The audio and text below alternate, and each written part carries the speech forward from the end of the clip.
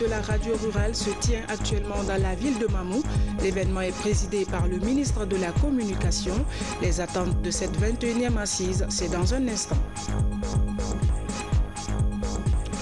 Environnement, le département a procédé à la restitution de la COP23. La rencontre s'est tenue en Allemagne en novembre 2017. Notre pays était fortement représenté à ce rendez-vous du climat à Bonn. Les techniciens du COCAN ont bouclé leur tournée de prospection à Conakry. Ils ont fait le tour des stands des hôpitaux et des hôtels avant de rencontrer le premier vice-président du comité pour le compte-rendu. Le constat est alarmant, c'est du moins le constat de notre reporter Mangafodé Touré. Mesdames et messieurs, bonsoir. Le réseau national des communicateurs traditionnels en assemblée générale pour une sortie de crise sociopolitique dans notre pays. Plusieurs questions ont été battues en brèche et des pistes de solutions proposées pour prévenir les conflits et préserver la quiétude sociale en Guinée. À l'issue de la rencontre, un nouveau bureau a été élu. Compte rendu, Maurice Sidibé. À l'issue de cette assemblée générale de 3 jours, Dr Togba Banassi est élu président à l'unanimité à la tête du réseau national des communicateurs traditionnels de Guinée. Vu la situation actuelle du pays, l'invite est faite au gouvernement à repenser la gouvernance en l'adaptant aux valeurs et surtout au contexte socio-culturel de la Guinée. Lorsque je passais en forêt sacrée, il y a un dicton qui m'a été enseigné et que j'ai jusqu'à présent vis-à-vis de l'autorité. Le respect que je dois vis-à-vis de l'autorité. On disait, tu ne peux pas habiller le nyamou dans l'enclos et venir le dépouiller, le mettre nu sur la place publique. Autrement dit, tu ne peux pas accorder à quelqu'un ta confiance pour qu'il soit ton leader, pour qu'il soit ton chef, et que publiquement tu te mettes à le vilipender. Chaque peuple adapte son style de démocratie à son contexte socio-culturel. Mais aujourd'hui, nous sommes en train d'abandonner tout ça au nom de la modernité, de la mondialisation et de la démocratie. Au niveau de la forêt, au niveau de la Moyenne Guinée, au niveau de la Guinée maritime, la zone spéciale de Conakry, pourquoi pas les autres zones de la Guinée pour que nous menions une marche importante pour la stabilité des cœurs. Les valeurs cardinales d'un pays, les valeurs culturelles d'un pays reposent sur nous les dépositaires. Considérés comme les faiseurs de paix, les communicateurs traditionnels jouent un rôle essentiel dans la prévention et la résolution des crises. Au sortir de cette assemblée générale, ils s'engagent à œuvrer davantage pour la préservation de la culture sociale. Nous sommes prêts aujourd'hui d'aller non seulement vers le gouvernement, mais vers aussi toutes les personnes, à leur donner la sensibilisation pour qu'ils comprennent que, avant tout, nous sommes tous les Guinéens. À partir d'aujourd'hui, nous engageons vraiment de sensibiliser le peuple guinéen pour que tout le monde se donne la main, vraiment pour mettre la paix dans notre pays. Et ils savent quoi faire et comment le faire. C'est ça qui est intéressant avec les communicateurs traditionnels. C'est pas des gens qui y vont à coup de déclarations, de communiqués, non. Ils travaillent concrètement sur le terrain. Et j'ai confiance en eux. S'ils se sont engagés aujourd'hui, ils vont trouver les moyens nécessaires, en tout cas les outils nécessaires pour pouvoir ramener la paix dans notre pays. Le nouveau président du réseau national des communicateurs traditionnels de Guinée est assisté par des vice-présidents venus des 4 régions et de la zone spéciale de Conakry. Leur mandat est de 7 ans non renouvelable. Média, la revue annuelle de la radio rurale se tient actuellement dans la ville de Mamou.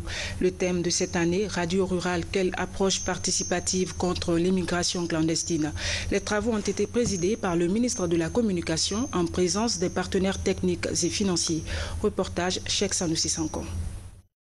Le déplacement massif des jeunes de leur pays d'origine vers d'autres horizons pour un bonheur improbable est devenu un phénomène mondial qui interpelle les acteurs de tous bords. En tant que média de proximité, bien plus proche des populations à la base, la radio rurale en fait son cheval de bataille pour fédérer ses actions en vue de freiner ou tout au moins ralentir la pratique qui a déjà endeuillé des milliers de familles dans nos pays. Cette démarche privilégie l'approche participative en vue d'une grande mobilisation et la mise en œuvre des activités de développement communautaire grâce à un programme de diffusion approprié requérant l'adhésion des populations. Ce qui suscite une réelle traçabilité des messages à concevoir en votre qualité de professionnel de la communication rurale.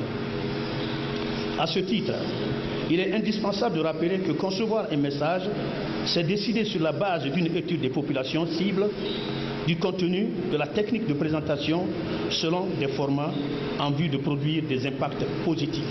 En sa qualité de premier responsable de la communication du pays, Rachid Ndiaye a d'abord salué la régularité de ces concertations avant de prôner pour une communication plus responsable à l'avantage de nos communautés.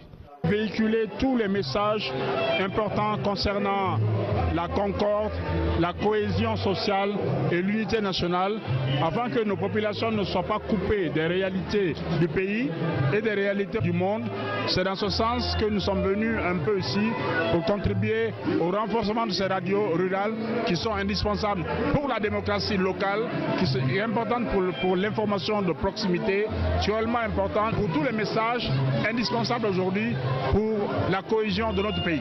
En présence des partenaires qui ne cessent d'accompagner ce médium, quelques artistes ont tenu à témoigner leur soutien à cette revue qui est en fait une plateforme qui assure le bon fonctionnement de cette radio, la voix des sans-voix. On reste avec les médias pour parler du harcèlement sexuel. Plusieurs femmes le subissent au quotidien dans l'exercice de leur métier. Comment freiner cela dans le monde des médias guinéens? L'Association des journalistes de Guinée a sa petite idée sur la question. Elle mobilise à Conakry des femmes journalistes pour les amener à briser le silence afin de stopper la pratique. Reportage de Fatoumata Batouli Diallo. Les images sont commentées par Nabi Kamara. Le harcèlement sexuel, la discrimination et l'inégalité sont entre autres problèmes que les femmes journalistes rencontrent dans les médias, selon l'Association des journalistes de Guinée. Pour lutter contre ces fléaux, un atelier de formation de 2 jours a été organisé à leur intention pour les amener à faire face à ces comportements pervers dans leurs rédactions respectives. La session que nous venons de suivre vous a donné les contours, les tenants et les aboutissants du harcèlement. Et j'estime que vous êtes outillés pour lutter contre ce fléau. Et aujourd'hui, nous constatons que les femmes sont victimes de partout de cette réalité, de cette violence, de ce comportement indigeste. Et il est tout à fait normal qu'on se mette ensemble et qu'on le combatte pour qu'on réussisse l'épanouissement des femmes de façon générale. Au terme de cette formation, les participantes devront susciter de l'intérêt pour les responsables et les partenaires des médias dans le combat contre ces phénomènes. La démarche entend impliquer davantage les femmes journalistes dans les prises de décision dans les différents organes de presse du pays. Je dirais aux femmes journalistes qui sont ici d'avoir toujours en tête les propos d'un homme politique américain qui en son temps avait dit que si on décide pour vous, sans vous, on risque de décider contre vous. Pour lutter contre le harcèlement dans vos milieux de travail, il faudrait que vous investissiez les organes de direction de vos maisons de presse et vos médias. Il faudrait que vous ayez part à la décision. Tant que vous resterez des subalternes, tant que vous resterez des exécutantes, la lutte sera difficile. Les bénéficiaires se réjouissent des notions reçues et promettent de briser le silence en dénonçant les auteurs de ces actes indésirables. La notion de genre est une question préoccupante puisque c'est quelque chose qui se vit partout dans tous les secteurs. On a débattu sur beaucoup de mots dont souffrent les journalistes, femmes surtout au sein de rédaction. Donc aujourd'hui je suis outillée. En tout cas je me dis qu'à partir de l'instant je peux faire face à tous les mots aujourd'hui dont les femmes souffrent dans nos rédactions et je m'engage également dans le combat d'éradiquer au fait ces mots. Après cette formation qui a été sanctionnée par la remise des certificats, les participantes comptent vulgariser ces notions pour plus de responsabilité dans la collaboration. Rajeunissement de l'administration judiciaire. Près de 100 nouveaux magistrats et greffiers ont prêté serment ce vendredi. Une cérémonie solennelle après 2 années de formation théorique et pratique dans les juridictions du pays. Reportage Mamadi Tarnaka Misoko.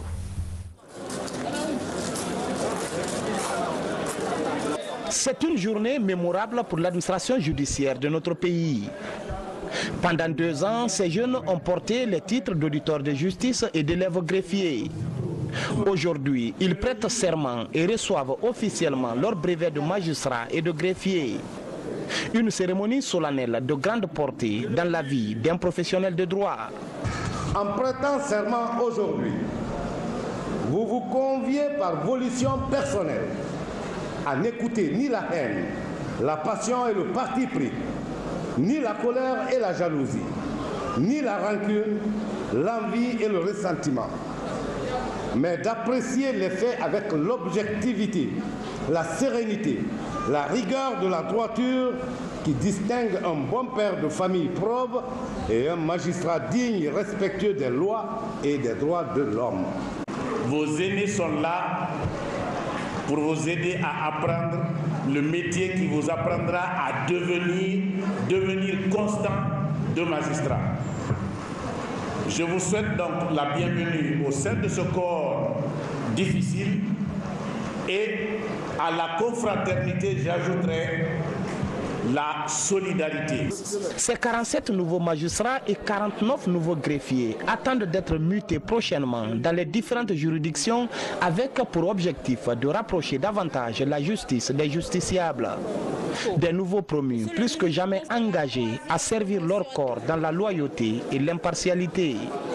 Pour moi aujourd'hui c'est un grand honneur, c'est un privilège et également c'est la concrétisation d'un rêve, le fait de servir mon pays, le fait d'incarner le pouvoir judiciaire et d'être un acteur de la lutte contre l'impunité et de l'application de la loi. Les greffiers, ce sont des fonctionnaires qui sont à la disponibilité vers les justiciables. Donc lorsqu'il y a un problème qui est posé ici, les justiciables viennent en première position pour nous concerter et leur faciliter également la procédure. Au-delà de leur politique de rajeunissement d'un personnel vieillissant, les autorités guinéennes sont dans la dynamique de ramener le ratio magistrat par habitant à un taux acceptable. Il y a eu la prestation de serment, la 4e promotion des magistrats et la 3e promotion des greffiers. Nous l'avons annoncé il y a 4 ans que ce recrutement de magistrats et de greffiers va être fait de façon cyclique. Tous les 2 ans, il y aura une nouvelle promotion. Tous les 2 ans, il y aura une nouvelle promotion pour que notre pays soit sur l'échiquier international conforme aux règles acceptées. C'est ce qu'on s'efforce de faire.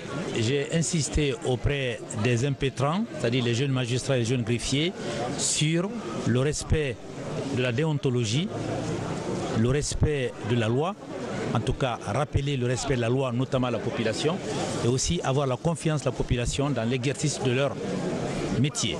Ces jeunes magistrats et greffiers entrent en fonction à un moment où la qualification de notre appareil judiciaire est au cœur de toutes les attentes. Environnement, le département a procédé à la restitution de la COP23. La rencontre s'est tenue en Allemagne en novembre 2017. Notre pays était fortement représenté à ce rendez-vous du climat. Quelle a été la participation de la Guinée? Qu'avons-nous obtenu à Bonn? Élément de réponse avec Mohamed Alpha Baldé. Quelques mois après la COP23 en Allemagne, la délégation guinéenne à cette conférence mondiale sur le climat communique aux acteurs environnementaux les différents acquis de la participation guinéenne. Durant les 2 semaines de travaux, la mission de Conakry a obtenu des promesses de financement pour un certain nombre de projets. Ceux qui n'ont pas eu l'opportunité d'effectuer le déplacement ont vu comment les Guinéens ont bougé, comment on a négocié, comment on a pu obtenir les 60 000 hectares et 1 milliard de dollars avec Brigny. Ça c'est extrêmement important. Vous avez vu que les pays développés avec leurs promesses de 100 milliards jusqu'ici ça ne tient pas. Mais nous sommes parvenus à avoir 1 milliard. Ça c'est extrêmement important. Il a fallu cette image pour que les gens comprennent effectivement que nous ne sommes pas partis pour se balader. Grâce à des économies durables et résilientes, on peut effectivement épargner des millions de nos compatriotes guinéens de l'extrême pauvreté tout en les protégeant simultanément contre les impacts négatifs des changements climatiques. Dans sa contribution nationale déterminée, la Guinée s'est engagée à réduire de 13% ses émissions de gaz à effet de serre et promouvoir les énergies propres. Dans les 20 prochaines années, les besoins énergétiques du pays vont doubler. Cette année, la Guinée et ses partenaires entendent mettre en œuvre de nombreux projets et programmes d'adaptation et d'atténuation au changement climatique. PNUD cette année s'est engagé à côté du gouvernement, après une requête au niveau du ministère de l'Environnement, des Eaux et Forêts, le ministère du Tourisme et j'en passe, à développer la stratégie nationale sur les changements climatiques du pays. La Guinée va être dotée aussi de la stratégie nationale sur l'écotourisme, donc le tourisme durable.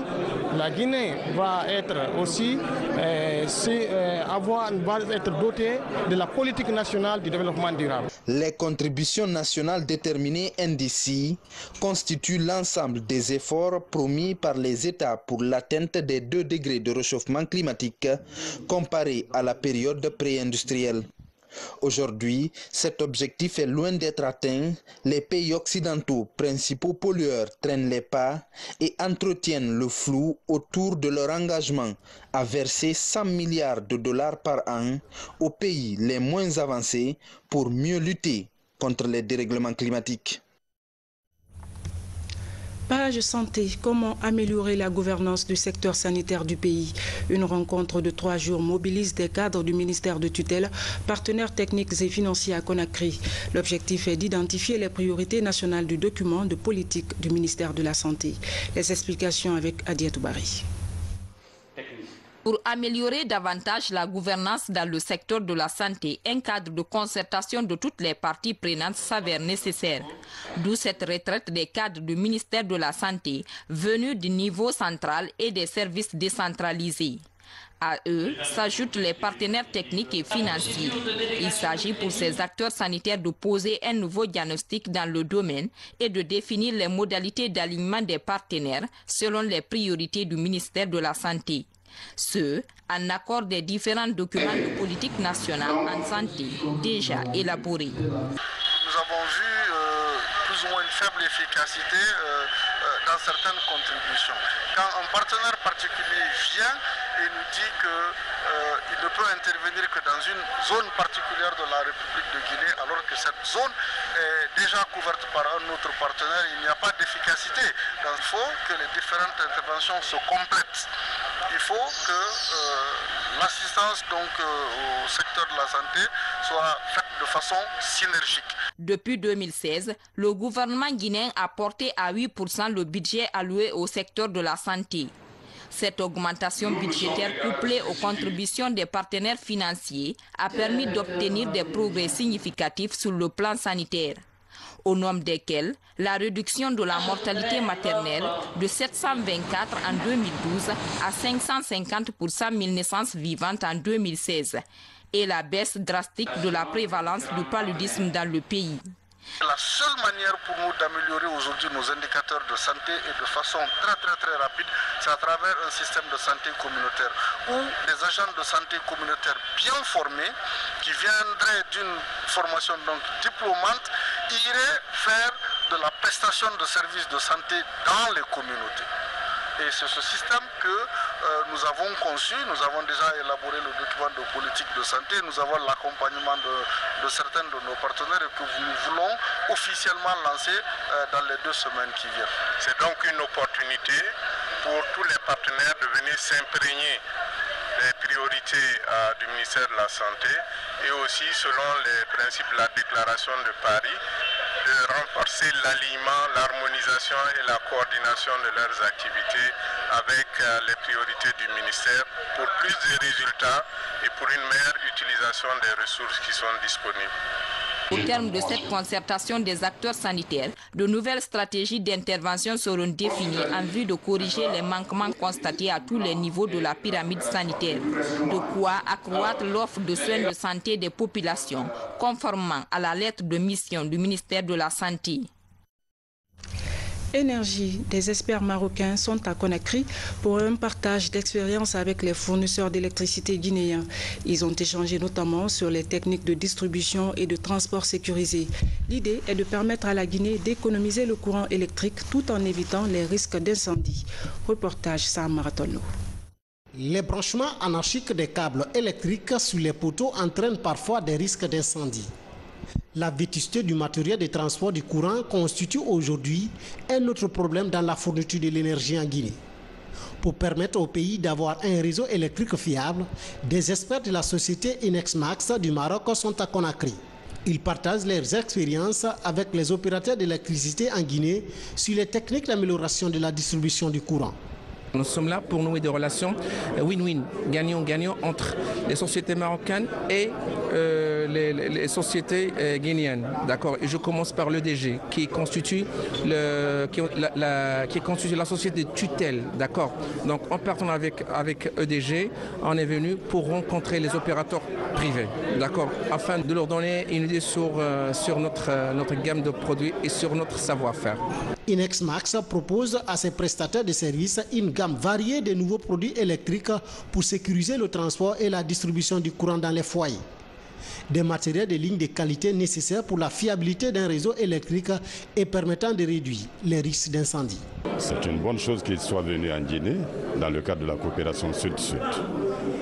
Parce que de tout temps, nous avons l'habitude de commander nos produits électriques en Occident, alors que le Maroc est à une coudée de nous ici en Guinée. Et la seconde chose, c'est qu'avec la société Inex, il y aura un transfert de technologie, un transfert de compétences, et toujours ça sera à l'actif de nous les Guinéens. Vous savez, actuellement nous sommes en pleine rénovation du réseau électrique de Conakry. Et vous constatez tout avec les différents incidents qui se passent dans le pays très, très malheureux. Donc la coopération marocaine a insisté de faire appel à toutes les PME qui sont en train de travailler sur le terrain, de venir suivre cette formation qui est importante pour éviter des problèmes sur le terrain. Créée en 1980, la société Inexmax est présente dans plusieurs pays d'Afrique et du monde où elle a déjà fait des preuves de compétences par la qualité du matériel et l'expertise de ses techniciens. Le secteur urbain de l'eau bénéficie du soutien du président de la République. Professeur Alpha Condé offre un important lot d'équipements de traitement d'eau à la SEG. Ce matériel est destiné aux préfectures de Dalaba, Kouroussa et Kankan. Et les bonnes nouvelles s'enchaînent pour les populations de ces différentes localités. Des groupes électrogènes font partie du lot pour alimenter les forages. Reportage Al-Gassimouba.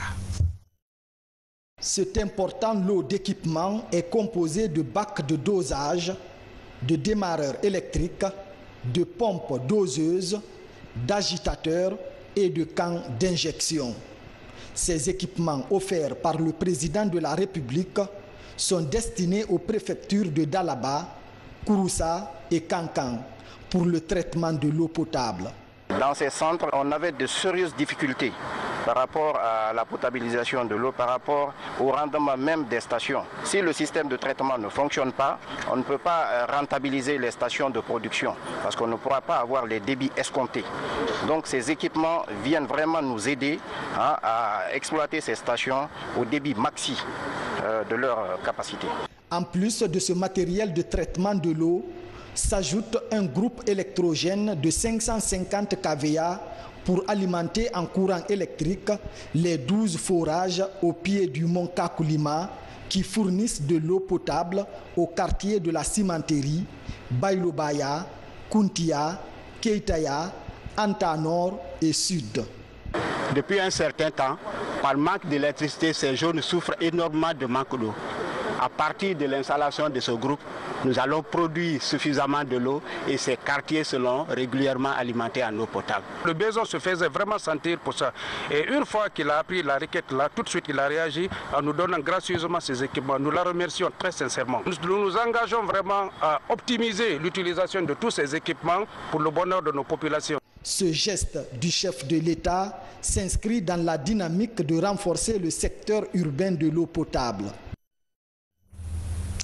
Sur un autre plan, le ministère de la Jeunesse, à travers le projet Booster les compétences pour l'employabilité des jeunes, initie 100 jeunes sur l'entrepreneuriat. Le programme est intitulé Éducation à l'emploi. L'objectif est de permettre à ces demandeurs d'emploi d'être plus compétitifs sur le marché du travail. Reportage Bamba Kamara, Tabansila. L'investissement dans le capital humain est le meilleur des investissements et nos États ne pourront se développer véritablement qu'à travers l'éducation et la formation de la jeunesse. Nous enseigne un dicton.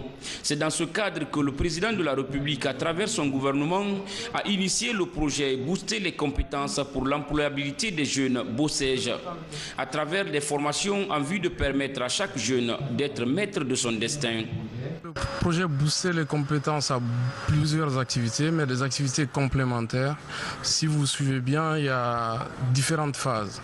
On a la composante 1 qui s'occupe des jeunes qui sont en formation initiale, donc les aider à avoir une très bonne formation en adéquation avec les besoins du secteur privé. Ensuite, il y a la composante 2 aujourd'hui pour laquelle nous sommes là, qui s'occupe en fait des jeunes qui sont diplômés mais qui n'ont pas d'activité ou qui veulent entreprendre. Donc au niveau de cette composante aussi, on a une partie qui aide les jeunes à avoir un stage, une partie qui aide d'autres jeunes à avoir une formation complémentaire et cette troisième activité du projet qui aide les jeunes qui veulent entreprendre à mener à bien leur rêve en fait d'entrepreneuriat. Ces participants, au nombre de 100 qui bénéficient de cette formation, débattront des enseignements liés à la problématique de l'emploi jeune. Et susciter d'abord la culture entrepreneuriale au niveau des jeunes, des 100 jeunes, les former dans les domaines de l'entrepreneuriat, notamment le plan d'affaires. Comment il faut élaborer le plan d'affaires. Et une fois que vous élaborez le plan d'affaires, comment il faut convaincre les partenaires, les investisseurs pour financer votre projet. Améliorer l'employabilité des jeunes à travers le développement des compétences ciblées est l'un des points saillants du BOSEJ. Pour les acteurs, le chômage élevé des jeunes est une réelle préoccupation. L'emploi des jeunes est devenu une préoccupation forte pour les Guinéens. D'ailleurs, il suffit de voir la pression qui s'exerce aujourd'hui sur la fonction publique. Quand on parle aujourd'hui d'un emploi de la fonction publique, un petit concours de 10 personnes, vous avez des milliers de candidats. Ça veut dire quelque part que l'attente est forte. Malheureusement, les possibilités sont réduites. C'est une vraie source d'inquiétude pour les Guinéens et pour le gouvernement. Au sortir de cette formation, 25 jeunes porteurs de projets sous les 100 seront retenus au compte d'une initiation intensive de 8 semaines en vue d'améliorer leurs projets pour l'élaboration d'un plan d'affaires. À New York, les travaux de la 62e session se poursuivent. Le comité interafricain est présent et marque son passage par le plaidoyer sur l'autonomisation des femmes d'une part et le maintien de la paix pour un meilleur épanouissement des femmes guinéennes d'autre part. Le compte rendu de notre correspondante basée à New York, Fatoumata Samoura. Connu pour sa lutte contre les pratiques traditionnelles néfastes à la santé des femmes et des filles, le comité interafricain prend une part active aux travaux de la 62e session des Nations Unies sur la condition de la femme. Pour son ambassadrice de bonne volonté, l'autonomisation des femmes rime avec la maîtrise par les femmes elles-mêmes de leur santé sexuelle et reproductive. La femme autonome est celle-là qui doit pouvoir avoir la décision sur le nombre d'enfants qu'elle veut avoir et également avoir la décision sur quand avoir les enfants, pour pouvoir s'adonner à d'autres tâches, d'autres activités rémunératrices de revenus. L'autonomisation, surtout celle économique des femmes vivant en milieu rural, est une question d'actualité ici aux Nations Unies. Mais selon Dr Mourisanda Kouyaté, directeur exécutif du comité interafricain, la Guinée connaît déjà cette notion et la pratique il y a de cela plus d'une décennie. On parle d'autonomisation aujourd'hui des femmes, surtout des femmes rurales. Chose que nous avions déjà faite en Guinée en 1999, après le dépôt des couteaux par les femmes. Nous avions créé des boutiques rurales pour les femmes, pour que les femmes gèrent ces boutiques et deviennent autonomes. Donc ça fait déjà 18 ans que la Guinée avait fait ce que les Nations Unies sont en train de faire aujourd'hui. Les femmes sont appelées à décider de leur sort. Pour y parvenir, elles doivent avoir à leur disposition des ressources nécessaires pour planifier leur vie sur le plan social, économique et sanitaire. À présent, Guinée en bref, la ville de Bokeh abrite la deuxième session du comité technique régional de la santé. À Pita, la Caisse nationale de sécurité sociale ouvre une nouvelle agence, une satisfaction pour les pensionnés de la dite localité. D'autres infos viendront étoffer la compilation de Moussa Bangoura. Le comité technique régional de la santé de Bokeh se réunit pour la deuxième fois au compte de l'année 2018. Ces cadres venant des préfectures de la région vont pendant 4 jours faire le point de la mise en œuvre des activités du second semestre 2017. Ils devront également se positionner sur les plans d'action opérationnelle 2018 afin d'améliorer l'état de la santé des populations à la base. C'est l'occasion pour nous de nous retrouver avec tous les partenaires qui évoluent sur le terrain, avec tous les équipes cadres des 5 districts sanitaires pour partager ce que nous avons fait pendant les 6 mois.